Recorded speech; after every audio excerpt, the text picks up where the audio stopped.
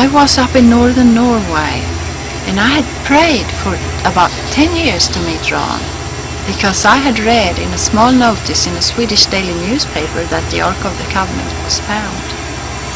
And so I thought, if this Ark really has been found, then it must be a man of God that found it, because God wouldn't trust it to anybody else. So I said, Lord, please let me meet this man, And then I think it was 10 years later, I came up to northern Norway, and somebody put a video. They said, you gotta see this. And they put the video in, and there it was, the 4 presentations of Ron and his 4 fans, and among them was the Ark of the Covenant. I thought, this is the guy that I've been praying about to meet. And in the end there was a presentation of the White Archaeological Research. So I just made contact, and I found out that the Norwegian group was going down with Ron that very autumn. I saw this tape, I think in September or October 95.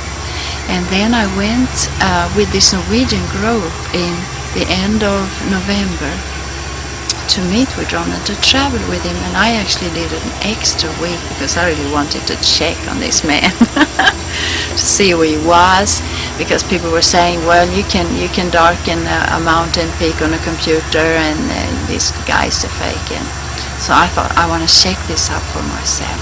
And immediately when I saw these things, what moved me a lot was, of course, the story about the Ark of the Covenant. But when I saw you presenting Mt Sinai, and this is where Israel got the 10 Commandments, it moved me to tears, and I just felt I want to go there. I knew it was a place where God had presented himself, and it was, I think it's just in my own heart, a haunt after God. I was just longing. So I began to pray to the Lord. I said, Lord, help me to get into Saudi Arabia. And immediately, after the trip to Israel in December, the following year, in January 96, I applied for a diver's license, because I figured I wanted to see these things on the bottom of the sea myself. And I began at the same time to pray and ask the Lord to give me contacts, because I wanted to get into Saudi Arabia. And would you believe it? That summer at that hospital up in northern Norway, I was going to do a whole year there. That summer I had a patient that came from Saudi Arabia, and I was amazed. It has never ever happened to me. All the thousands and thousands of women that I've worked with as midwife, no one ever came from Saudi Arabia. But that summer a woman came from Saudi Arabia as a refugee into Iraq and then on to Norway. Another thing that happened was that I met a gynecologist. He just told me that I went to Saudi Arabia. I'd never met a gynecologist. He came up to do a locum in the hospital up there. I've never met anyone before who just said that he'd been to Saudi Arabia. And then 3 weeks after him, another one came. And I started to interview them a lot, and I said, can you tell me how you got in there? And they gave me the name of a lady in Copenhagen who has an agency and has contact with the Saudi Arabian officials and the hospitals, and send hospital staff over to Saudi Arabia from Scandinavia. So I just got in contact with her, and she sent me the application forms, and in September she came to Stockholm and she interviewed me. And she told me what was required and everything, and then from that time just rolled on, because I had to do many vaccinations. It took like 3 months to prepare to go. Well, being a woman in Saudi Arabia is tough. um, but you know, as a Westerner, you have to adjust to that and be willing to adjust to it. But the women, they are dressed in a black abaya. They, in a certain area where I was, they even had to cover their whole face and their eyes as well, and their hands. They had gloves on their hands. So it was like when you met people on the street, it was like meeting black ghosts. I mean, you could hear a voice talking behind this black material, but you couldn't read any eyes or read a face. We all had to adjust. What I was suffering because of the heat, you know, because wearing a black material and then the sun on top of that, that was very, very hot being out in the streets. So at midday you would never see people. You wouldn't see the women out in the streets. They would come out maybe in the evening to do some shopping, you know, when the sun was setting. Also, you were very restricted. You were not supposed to drive a car. You were not supposed to go in a car with somebody that you were not married to. And that really put boundaries around the women. They were mostly in the houses, actually, or going with their husbands to shop. But very seldom you would see them out on their own. That year they beheaded 4 people on the street outside the big mosque in that city. People who had been dealing with drugs or killed people or so. And it was a big event in the city. Even, you know, it was announced ahead of time. And even some Arabian male staff went, only males went to see those things. So they went to see this event, you know. Well, I studied the Wyatt Archaeological Research, their stories about how Ron was in the desert. I also read Larry Williams' book, the Mountain of Moses, but it really didn't help me very much because the desert is so vast and you can travel for days, you know. So I had to pray my way, and I said, Lord, please show me a way. And I found out that at the hospital was a diver's shop, a dive club. I went in there and became a member, and I was there like for a couple of months without telling why I really was in Saudi Arabia. No one really knew. But after a while I found out that I just felt one day I came in there that I should tell 2 guys. And an elderly man from Switzerland, he was standing close by and heard my conversation. And he came up to me afterwards and said, I have been by that mountain. He had read the Mountain of Moses, and he had gotten a permission to go to the mountain, a military permission, and a whole convoy of American militaries went to see this mountain. And they were having like a big reception by the Bedouins and Bedouin police. And he showed me many pictures from that. And while they were driving their way to the mountain, they actually did a recording, like the militaries do, how they drive to the mountain. So he was the guy that really opened up for me to find the mountain, because I had been looking for it. I did at least 5 whole long day trips just looking for the mountain, and every time I was getting closer to it. But always something used to happen, like the last time when we were like only 4 kilometers from reaching the mountain. The guy that then was driving, that was Robert Howard, his tires got stuck in the sand. And so there we were, and we were, some Bedouins came to help us. We were also invited into a Bedouin camp, and they gave us coffee from the fire, and They really treated us nicely. They were so lovely, these people out there in the desert. If the Bedouins, most of the time they talk to the men. They address the men. They're not supposed to look at women, But because they knew we didn't cover our faces, and they were sort of more relaxed with us, I think. First thing I saw was the white guardhouse that you had on your pictures. I recognized that one, and also from your video. So I knew that I was on the right spot. That area is closed off by a fence, but it's like a small hill outside of that. And when you stand on that hill, one day we were looking down, and I just noticed that fence was actually broken down. It was lying on the ground on some places. So I just figured it must be easy to get in there. I even could see wheels of trucks driving into the holy precinct. So I thought, I'm going to come back here and just do that.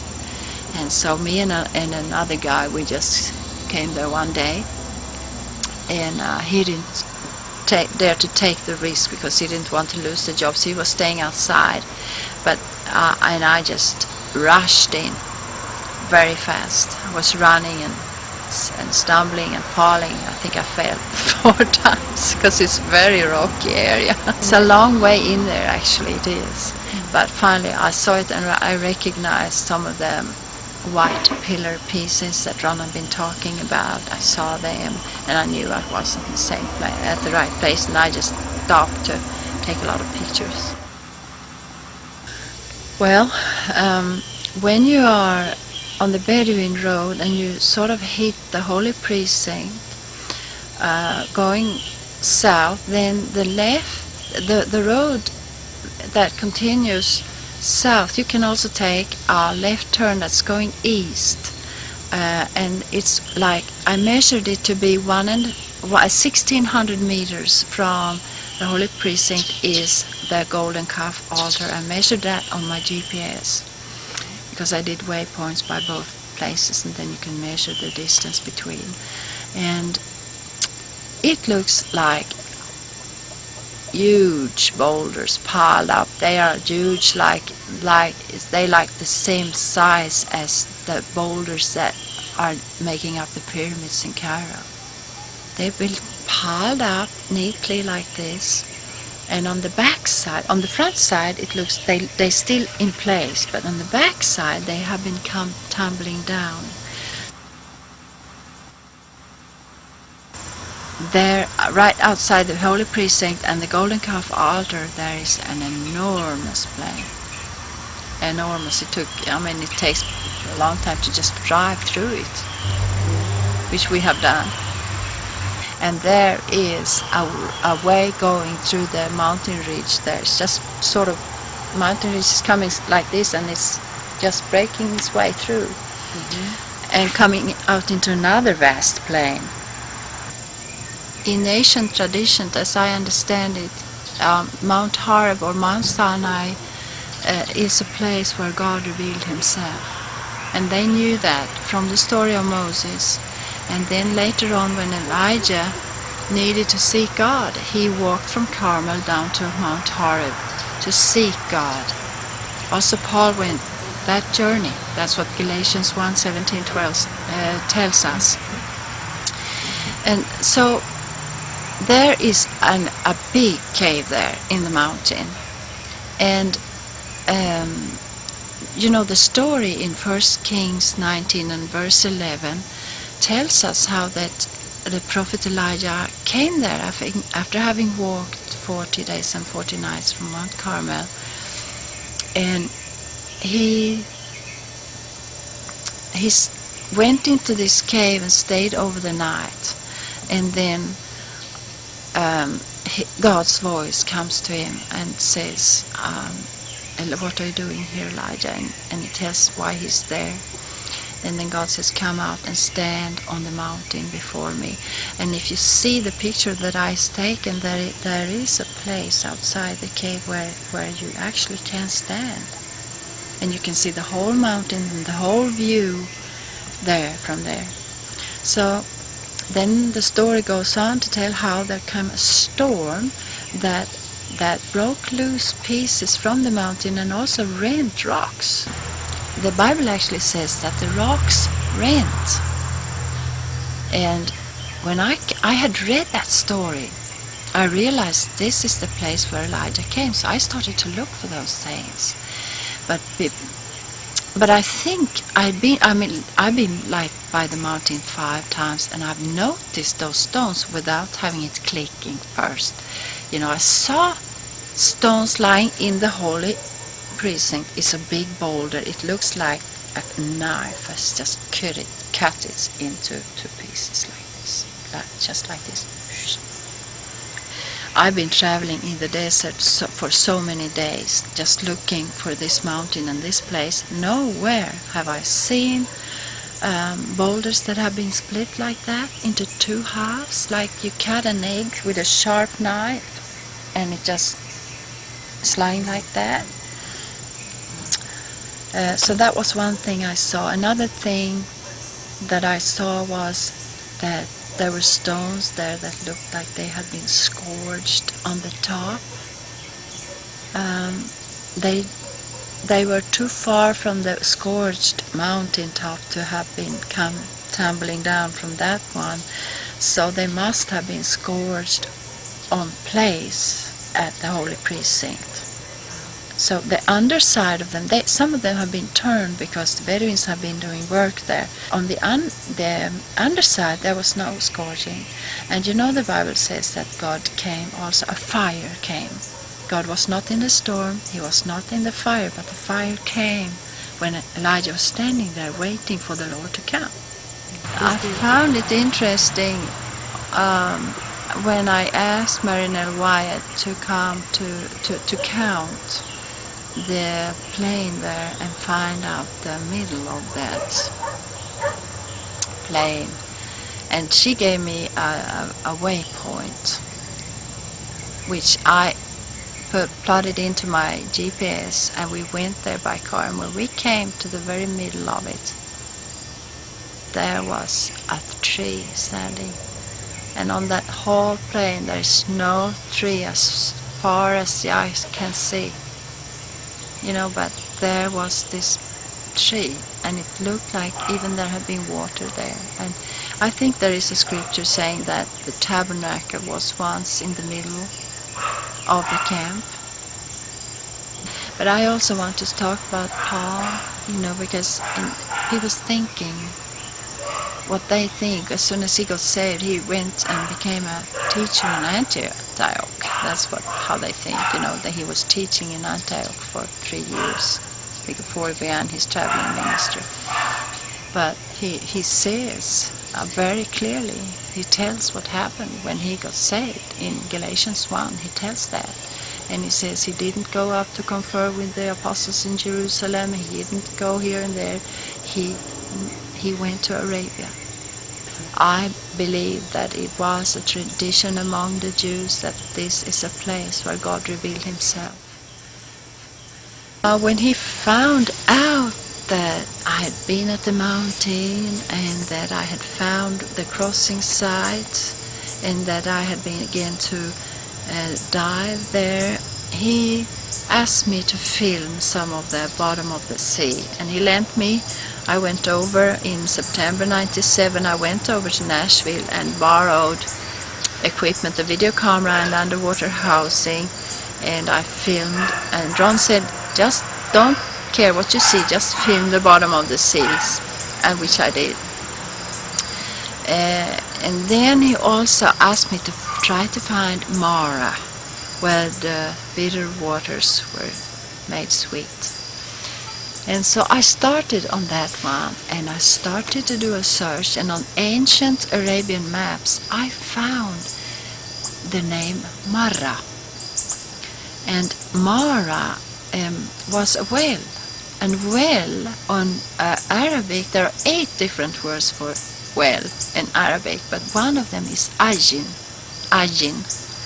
And so I found the name Ajin Marra on an ancient map. And I got so far as making the waypoints and plotted it into my GPS, and I was going to go there, but I never got to it before my contract was over and I was going to leave. So that was my mistake, but somebody else went to document the rent rock again. Somebody that I showed the way, and they found it, and they sent the waypoints for that. But as far as I know, no one has been to Ajin Mara yet, and that's why I really wanted to go back, because Ron asked me to do that. I never got to it. No, well, I was maybe a little bit fearful, because I heard, Ron was warning me. He said, you can be raped and be buried in the sand and all of that. And so I was praying, but my longing for God was greater than my fear. And then I went to a Sunday morning meeting in my church, and I was praying and asking the Lord to speak to me, because I had these fearful thoughts. Then at the church coffee afterwards, a Jewish girl stands up and she says, "Does anybody want a prophecy here?" I said, "Yes!" She prophesied to another guy first, then she came over to me. She prophesied my fear. She says, you don't have, she didn't know what I was going to do. And she prophesied to me that I did not have to have any fear about being raped in the desert. Because God was going to protect me and hold his hand over me, which he did. He always has done. All the time when I've been traveling for the in kingdom business, he has always protected me.